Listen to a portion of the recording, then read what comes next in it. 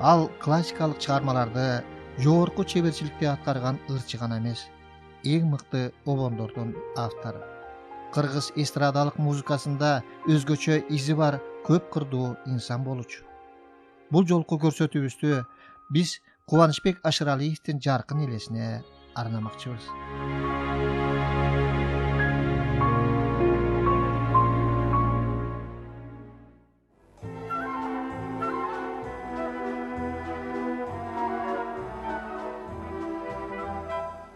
Милый друг, нежный друг, я как прежде любя, в эту ночь при луне вспоминаю тебя. В эту ночь при луне на чужой стороне, милый друг, нежный друг, вспоминай обо мне.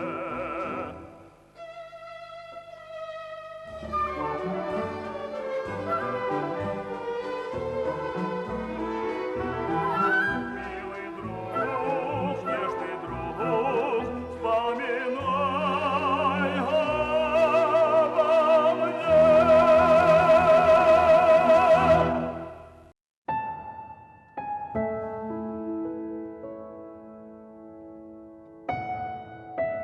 Каарманыбыздын балалыгы Айтулуу Аксынын Кербен шаарчасында өтүп, бала кезинен эле ыр күйгө шыктуу болуп өсөт.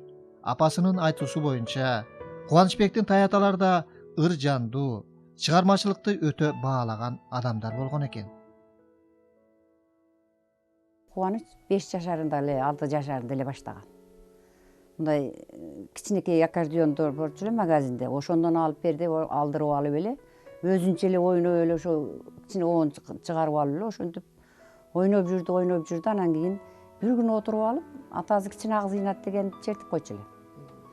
Ошону чертип отурса, комуз чертти да биринчи бул. Тигилерден кийин эле. Анан атасы макул бурап берейин деп эле бурап берсе эле, ак зыйнат иштеп жүргөндөй эле ойноп кетти да. Анан мунун таланты бар экен деп эле билип калдык, мурунда эле билип жүрдүм мен. Мындан бирдеме чыгат окшойт деп. 7-класста мен мектептеги классташтарды уюштуруп, Жаш Тилек деген топту түзгөм да. Белые розы, беззащитны шипы. Что с ними сделал снег и морозы, лед, витрин голубых? Люди украсят вами свой праздник лишь на несколько дней и заставляют вас умирать на белом холодном огне. Союз кезинде шаардык эс алуучу парктар кызуу иштеп, бий аянчаларындагы эстрада топтору жаштардын кумары болуп, өспүрүм Кубанычбек да ошол топко кошулат.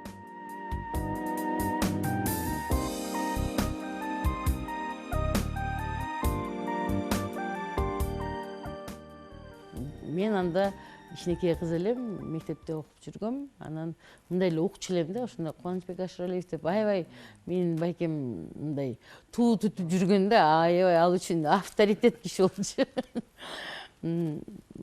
Ошол кезде мен биринчи жолу уккам. Анан ошентип жүрүп анан окууга жөнөттүк биз муну. Эми буга эмес, жөн эле мындай Ленинградка барды, Москвага барды. Эми биздин каалаган окуубузду бул эч каалабай койду. Анан бул өзү эрке өскөндө жалгыз бала болуп, анан бала кийин төрөлгөн анан. Анан келип калды, келгенден кийин болбой эле кайра эле анан кийин институтка барды да. Илгери деп айтсак болот, 70-80 жылдары Фрунзе шаарында чоңоюп өстүк. Кубан институтка келип тапшырды. Ошол убактан баштап эле тааныш болуп, жолдоштук мамиледе болдук. Бияка келгенде эле бул уже бир жактан даяр музыкант болуп келгенде, шаарга келгенде эле уже биз жолукканда эле бизден грамотныраак, бизден мындай опыттуураак болуп сезилчү бизге. Анан Кубандын өзүнөн эле биз көп нерсени үйрөндүк. С берега к берегу сот, мили кот мили, друг мой, прощай. Знаю, когда-нибудь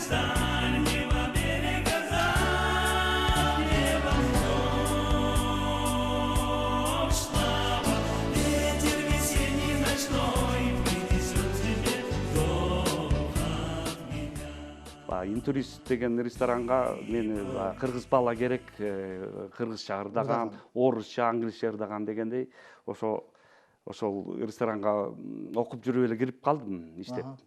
Ал жерден эми баягы сен айтып кеткендей еврейлер. Алар аябай гармонияны сонун билген, чоң музыканттар бар эле. ошолордон такшы алып, алардан үйрөнүп көп гармония жагынан ошол жактан бир жакшы нерселерди алдым. Ошол убакта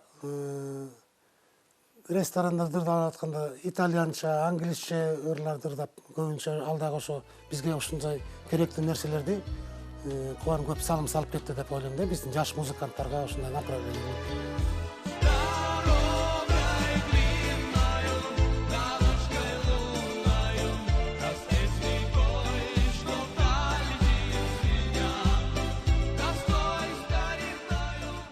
И анан ошо кыргыз жырларды дагы ушу чет мамлекеттин рок-н-ролл жанагындай жаз рокторго салып ушундай көп аракеттери көп болду да мунун. Жалаң эле мындай бир стилде эмес, көп стилдерде аранжировка кылып, ошо ырларды ошо багытта чыгарып аракет кылып, ошол оюна жетти деп ойлойм, жилдеген ой максатына.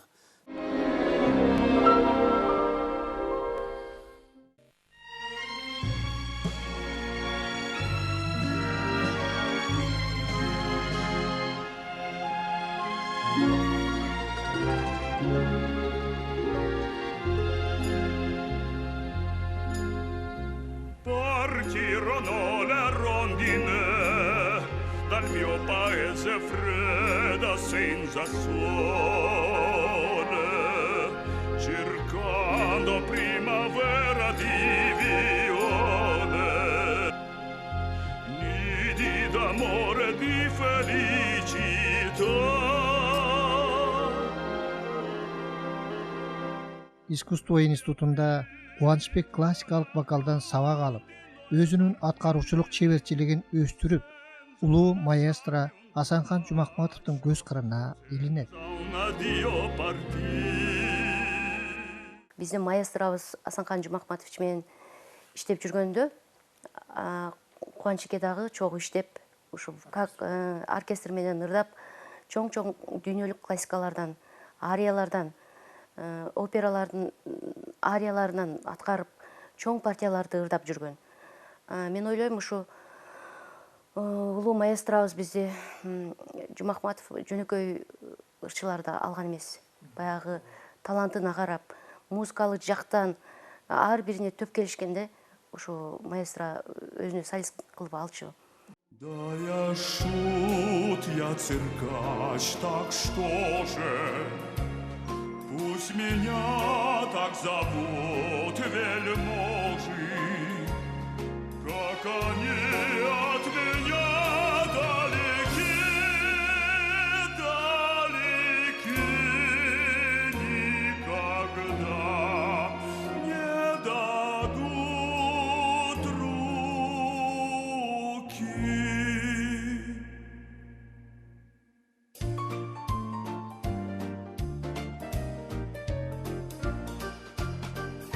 Смычок опущен и мелодия допета. Мой конь, как птица, по кругу мчится. Дождем душистым на манеж летят букеты. Но номер кончен, не гаснет свет, и никого со мною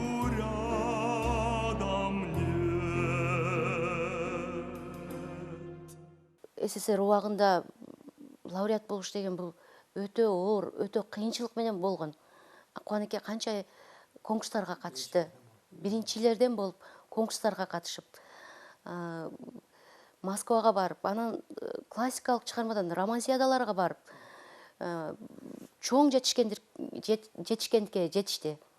Я только заканчивала аспирантуру, и он работал тогда, в то время, с Джумахматовым в оркестре, был солистом. И он сказал Асанхану Джумахматовичу, что есть, говорит, одна певица, моя подруга, мы учились вместе, там, ну, много лет знакомы. Она сейчас заканчивает аспирантуру, там, в общем, у нее интересный голос. И маэстро сказал, да, познакомь тогда меня с ней. И мне Куван звонит, когда еще сотовых телефонов не было. Я сижу дома по телефону городскому, Куван звонит, говорит, Замира, срочно приезжай на радио, телевидение. Я говорю, как срочно? Я с маленьким ребенком сижу, и никуда не собиралась, я не смогу так быстро приехать. Ничего не знаю, давай быстро езжай. Я ребенка оставила как-то, приехала на радио, телевидение, и вот он меня с ним познакомил. Маэстро меня прослушал и взял меня солисткой филармонии. Кубанычбек классикалык ырларды аткаруу боюнча кандайдыр бир ийгиликке жетишкени менен анын жан дүйнөсү баары бир эстрада эле. Мен окуп жүргөндө эле бул 80-жылдары ошо искусство институтунда окуп жүргөндө Семетей тобу түзүлгөн. Ал жерде Ника Нузбаум деп коет, Наум Борисович неме ошо топко мени чакырып калышты. Ошо топто иштеп жүргөн кезде ошол уча берди чыгарганбыз да.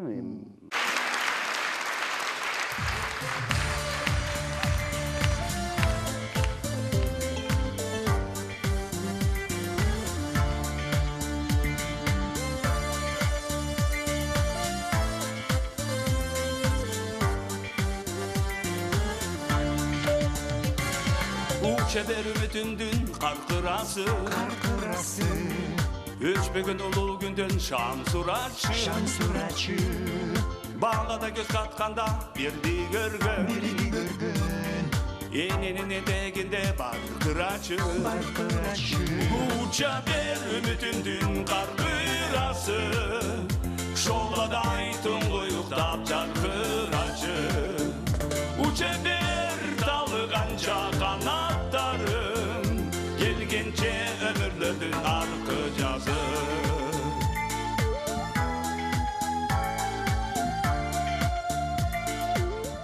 1988 жылы Кубанычбек бүткүл союздук Юрмала 88 ыр сынагына Кыргызстандын атынан биринчи болуп катышуучу болгон. Барганда эле жакшы ошол конкурста жана Александр Малинде, Жанна Агузарова, Юлдуз Усманова, анан кийин көптөгөн жана Наргиза Мухамедова ошолор менен. Ошолор ошол кезде жаңыдан жылдыз болуп баштаган. Алар ошонун биринчи эле чыккан старт экен да ошол. Анан кийин эле Раймонд Паулус экөөбүз көпкө чейин сүйлөшүп туруп калдык немеде. Залда отуруп ал айтты, кемчиликтерди баардыгын айтты. Кийин дагы эмдиги жылы эми Кыргызстардан биринчи келишиң, вообще эле Кыргызстардан эч ким келбеген, биринчи келгенде үйтө ушундай келип атпайсыңбы деп. 86-жылдары бүткүл союздук конкурска Ариетто уюшулуп ошо топто программаны тандап калдык да. Ал убакта биздин маданият министрибиз Марклен Байленов болчу. Анан ошолорду алып баралы деп бекитишти. Анан кийин 3-чү күлөтүн которууга туура келди. Анткени Москвада аткарганда бир гана жалаң кыргызча тилде эмес, орусча тилде дагы аткарыш керек болчу. Алардын ошо публикадагы түшүнүктүү болуш үчүн.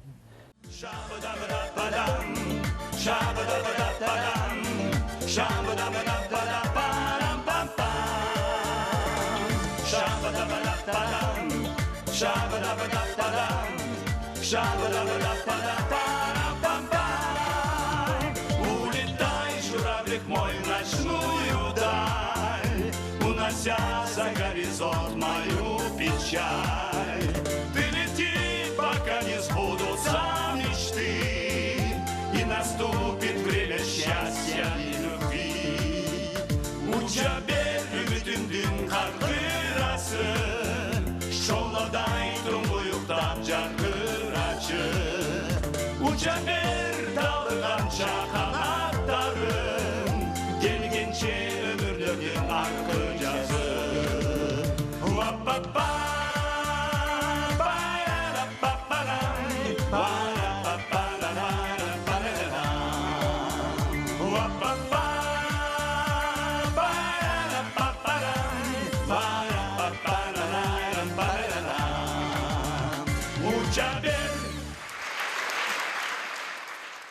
ошол убакта ушулар керек болгон, ушундай ыр керек болгон элге. Нук бөлөк нукка направление кеткен. Ошо музыканттардын баары ошондой бир хип-хоп эмелге эстрада жанрга өтүп кетишкен да, ушундай вариант. Өтүш керек болчу ошол убакта. Аны ошо алгачкылардын ырдын бири ушул Кубандын ыры болуш керек деп ойлойм. Негизи Кубанычбек акебиз 70-жылдары анын баягы музыкалык табиити түптөлгөндө, ал кезде ошол эле баягы Beatles да, ошол эле советтик эстрада, ошолорду сиңирип, ошолор менен чоңойгону мындай байкалат да. Анан ошо чыгармалары бир аз баягы джаз-рок элементтери да бар, джазовый, ооба рок-н-ролл. Ошол эле ооба баягы Советтер Союзу стилдери да, мындай ишылса ошол негизги баягы музыкалык баягы ой жүгүртүүсү ошо кенен болчу, баягы бир аз европалык ой жүгүртүү да негизи. Ay Caysulu, oy Ayçınım, Ecekeniz çok eken, en ketsem on eken, en ketsem on eken. Мен билишимче рок-н-ролл жагынан стилди Алтынбек Сапаралиев акебиз бир ырдаган ыры бар. Андан кийин ушу Кубандын эле ыры деп ойлойм. Ошол убактагы направление болгон. Жана ат чапсам, ат мыктысын аныктасам деп Алтынбек байке ырдаган. Андан кийин Кубандын жанагы же Жамиля, же Гүлмира деп ырдаган ушул рок-н-ролл ушуларда бир направление болуп бир убакта бурду да ошо кыргыздын музыкасына. Же Гүлмира, же Айнура, же Жамиля, же Сайма, кимиси болот олуктум.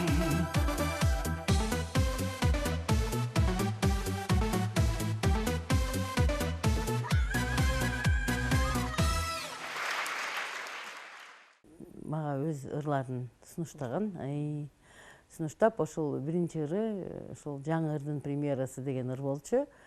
Ушуну иштеп көрбөйсүңбү, жакшы ыр сага жарашат болуш керек деп пианинода жакшы ойночу эле, ошо пианинода эле ойноп, мен соткама мындай запись кылып эле алдым, ошо жаздырып. И сөздөрүн мындай жазып берди.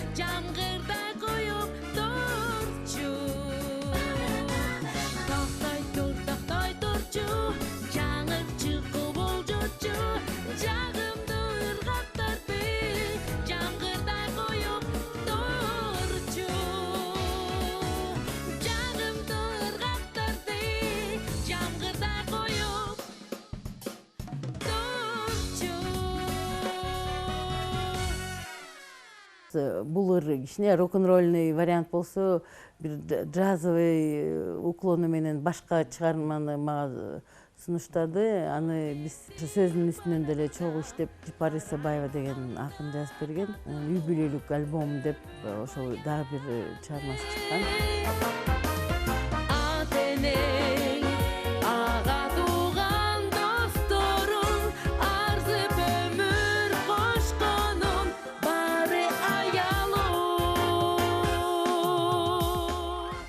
Кубан написал, конечно, очень много ярких песен. Все эти песни имеют огромный успех. Они очень мелодичные, они музыкально правильные песни. И стихи подбирал всегда хорошие Кубан. Вот этот дуэт, который мы с ним на последнем его сольном концерте спели, настолько красивая мелодия. Tağdır yolu эки башка бет алган бул жашоодо жолуга албайм жете албайм бир кездеги бабаган сүйүм бүгүн сенден алыска кете албайм Ырда тын шалмаган жүрөгүм ыргайлансын ынтызарлар түйгөйүм ырларымдын кайрымында курсалып сыздап самай сүйгөнүмдүн дарыгы Ысыккөл вальсы деген чыгармасын аткардым.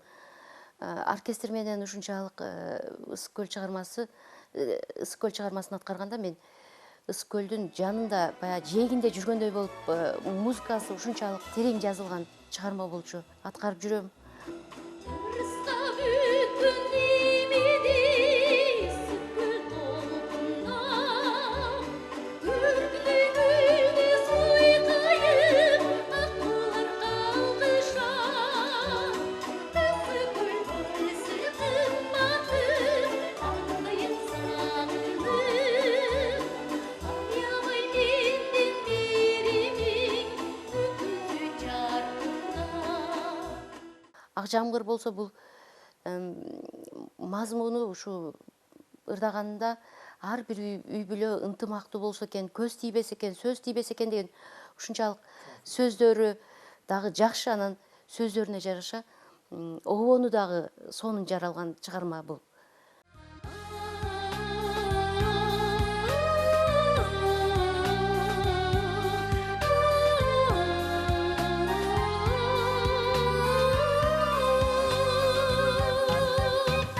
Бакыт адаштырбай түз жолундан учурбак кушумду колумдагы жашоонун өрүшүнө кубат берди сыйынам тумарындай моюндагы Ну, мы начали работать, я ему играла, потом он начал мне показывать свои песни. Ну-ка, попробуй здесь попой, ну попробуй так попой. Вот. И вскоре он дает концерт свой 40-летию, посвящен его, то, что он на сцене был. Да. Он говорит, я написал песню, никто не исполнял. Может, попроще, потому что девочке давала, у нее не получилось. Попробуй просто вот, поиграл аккорды, попой, вот слова тебе. Он говорит, ну, давай, неплохо, давай поработаем. Поработали на этой песне. Ну, было очень мало времени, неделя всего лишь. Он говорит, давай попоем. И получилось, что так, что эта песня легла на голос.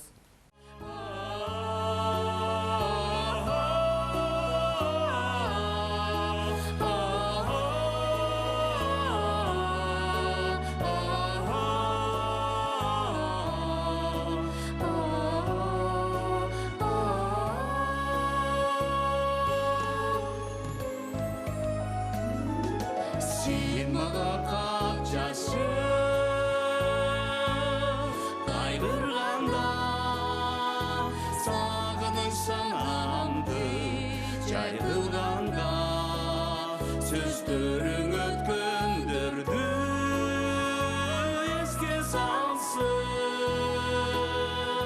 саптары окшобосун айрылганга сен мага кат жазчы сен мага кат жазчы Мекенге арналган ырлар дагы аябай мындай патриоттук мындай духту көтөргөн ырлар болчу да. Кыргызым батыр кыргызым, кыргызым менин өрөсүм, калкалар додон бас эмес, кулдармап шаңдуу турушу.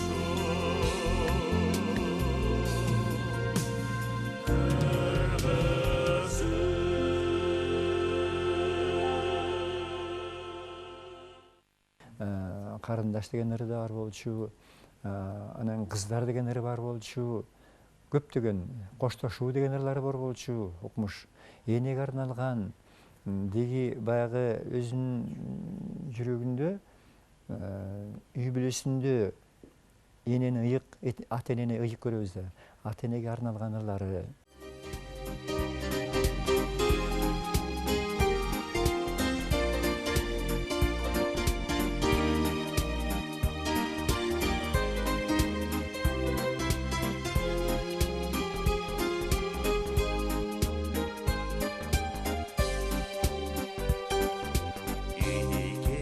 Сағырнаймын ушул ырды, Кудайым берсин бакыт күч кубатты, балдардын эбиренин чебирени, Убайын бул жашоодо көрө бергин.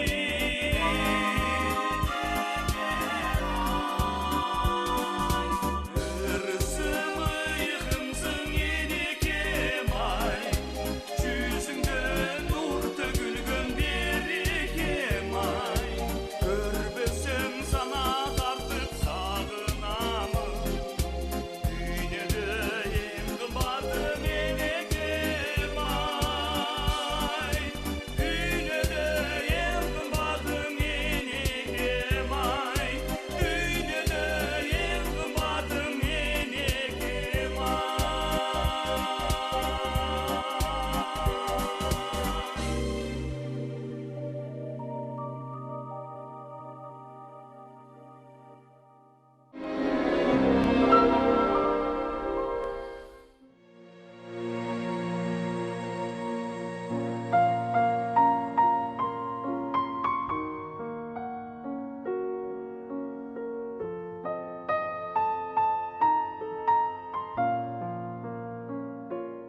Кубанычбек жашоосунда бийик маданияттуулук менен катар сезимтал, адамдын көңүлүн калтыра албаган ишенче эгеле жана шайдоот мүнөзү менен айланасын ар дайым майрам кылып жиберчү.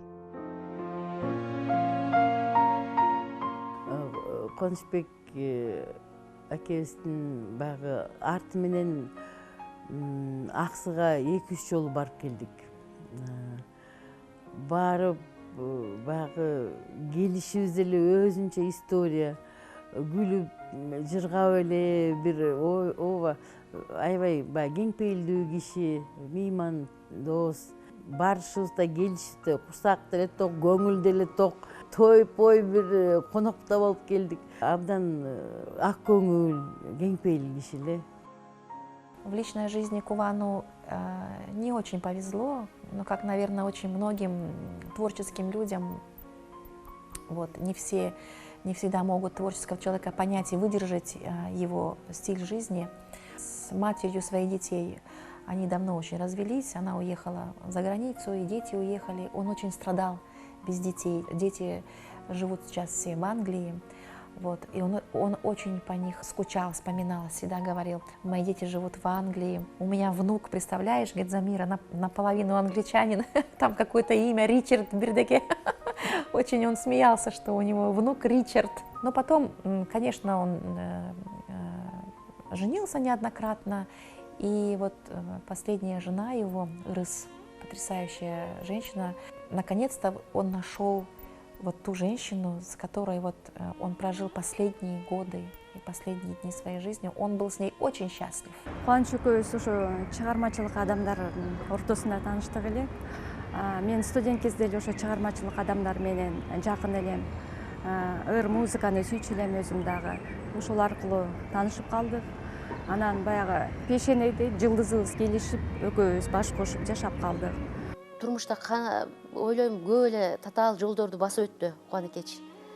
Бирок ошо акыркы 5-10 жылдары бир жашоого өзүнүн нугуна түшкөндөй жакшы маанайда жүрдү. Ушул акыркы концерттеринде дагы жеңеңердин баягы түрткүсү менен ушундай бир чоң ийгиликтерге жетип атам го деп жеке концерттерин берди. Иштешине шарт түзүп, кандай болсун жардам бергенге аракет кылчумун. Кандай ыр жазып келеби, же болбосо аранжировка жана шөкөттөгөнү барабы, дайыма мени жанына алып алчу. Анан мен ойлосом, ошо Кубандан жардамчысы элем да. Бир туугандар менен аябай сыймыктанчу.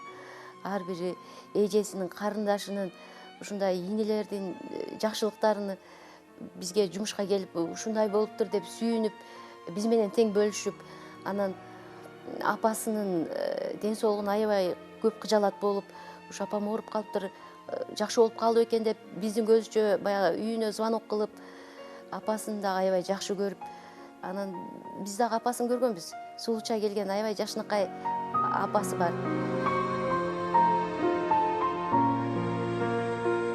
Аябай шашып жашады да. Шашканын мүмкүн өзү сездиби же ички туюму сезилдиби билбейм. Ушу азыр ойлосом ушу баягы өмүрүм барында ушу үмүтүм аткара турган максаттарыма жетип калайын деген бир ойлор болгон окшойт деп ойлоп калам да. Өзүнүн туулуп өскөн жеринде бир да ошо чыгармачылык концерт берген жок элем. Ошо өзүм туулган жериме дагы концерт берсемби деп, ал жерден дагы ошо 2013-жылы концерт берип келген. Азыр ойлосом ошо аябай туура иш кылган экен да, ошону үчүн. Он очень хотел жить, он очень хотел работать. Ему понравилась идея, что мы будем преподавать с ним, вот, работать с детьми. Он очень ждал этого, когда я позвоню ему, и не дождался. Куан менен деги мындай чыгармачылык жолдо бирге болуп калганыма мен Кудайга миң мерте ыраазычылык билдирем. Куан болсо, Куандын жаркын элеси дайым эле биз менен.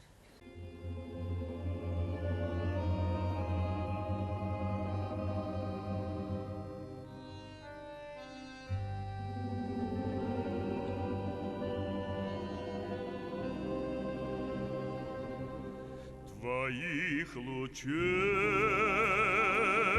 небесной силою вся жизнь моя озарена.